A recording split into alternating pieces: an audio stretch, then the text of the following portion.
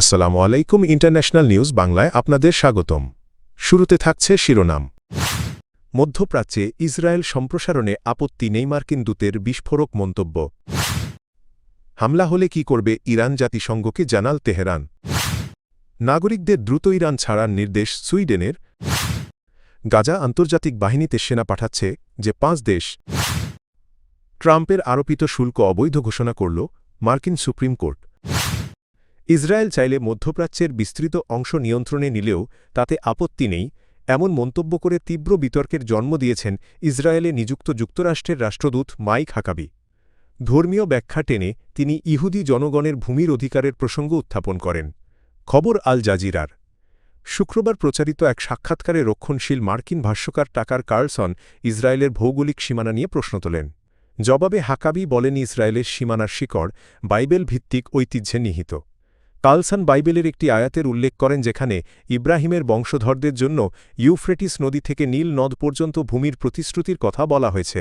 এই ভূখণ্ডে বর্তমান লেবানন, সিরিয়া, জর্ডান এবং সৌদি আরবের কিছু অংশ অন্তর্ভুক্ত হতে পারে। এই প্রসঙ্গে হাকাবি বলেন, ইসরায়েল যদি ওই পুরো অঞ্চলই নিয়ন্ত্রণে নেয় তাতে কোনো সমস্যা নেই।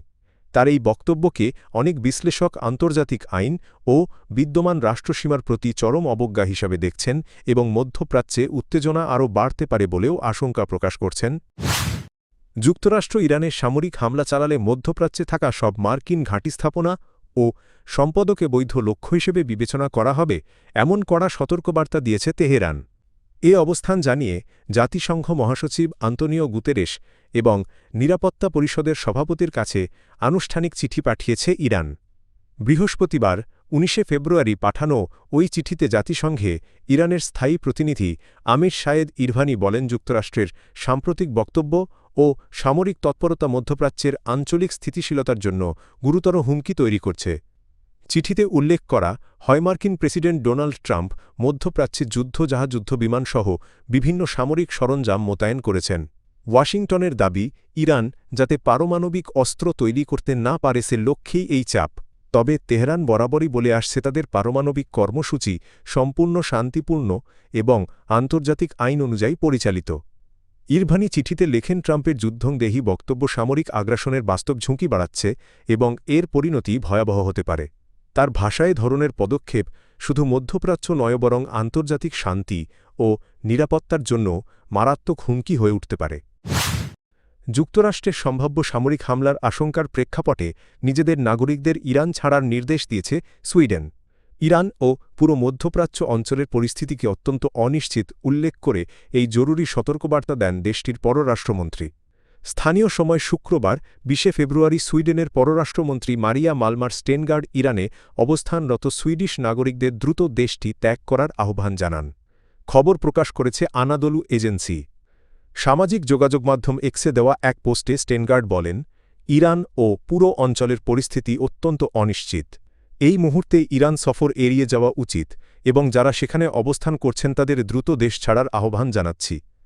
তিনি আরও বলেন, এখনও আকাশপথ ও স্থল সীমান্ত ব্যবহার করে ইরান ত্যাগ করা সম্ভব। সুযোগ থাকা অবস্থাতেই দেশটি ছেড়ে যাওয়া উচিত। অপেক্ষা করা বুদ্ধিমানের কাজ হবে না।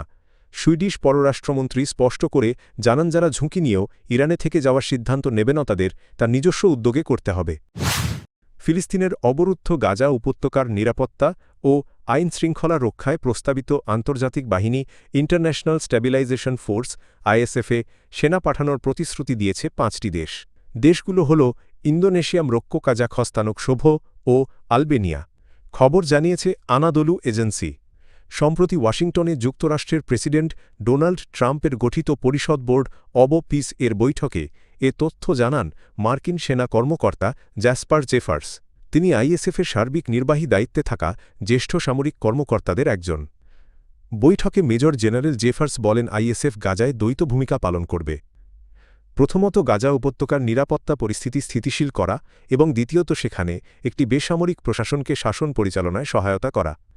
তিনি আরও জানান, পুরো গাজা উপত্যকাকে 5টি নিরাপত্তা সেক্টরে ভাগ করা হবে এবং প্রতিটি সেক্টরে একটি করে সেনা ব্রিগেড মোতায়েন থাকবে। মার্কিন প্রেসিডেন্ট ডোনাল্ড ট্রাম্পের বিশ্বব্যাপী একতরফা শুল্ক আরোপকে অবৈধ ঘোষণা করেছে যুক্তরাষ্ট্রের সুপ্রিম কোর্ট। শুক্রবার দেওয়া রায়ে আদালত বলেন ব্যাপক ও একতরফাভাবে শুল্ক আরোপের মাধ্যমে ফেডারেল আইন লঙ্ঘন করেছেন প্রেসিডেন্ট ট্রাম্প। এই রায়কে হোয়াইট হাউসের জন্য বড় ধরনের আইনি পরাজয় হিসেবে দেখা হচ্ছে, কারণ শুল্কনীতি ট্রাম্প প্রশাসনের পররাষ্ট্র ও অর্থনৈতিক কৌশলের অন্যতম কেন্দ্রীয় অংশ ছিল। বিশেষ করে গত বছর অভিবাসন ও সরকারি ব্যয় সংক্রান্ত একাধিক ইস্যুতে ট্রাম্পের পক্ষে রায় দেওয়া একই আদালতে এটি প্রশাসনের একটি গুরুত্বপূর্ণ হার। 6-3 সংখ্যাগরিষ্ঠ মতামতে আদালতের রায় লেখেন প্রধান বিচারপতি জন রবার্টস। তিনি বলেন প্রেসিডেন্ট অসীম পরিসর ও মেয়াদের শুল্ক আরোপের ক্ষমতা দাবি করতে পারেন না।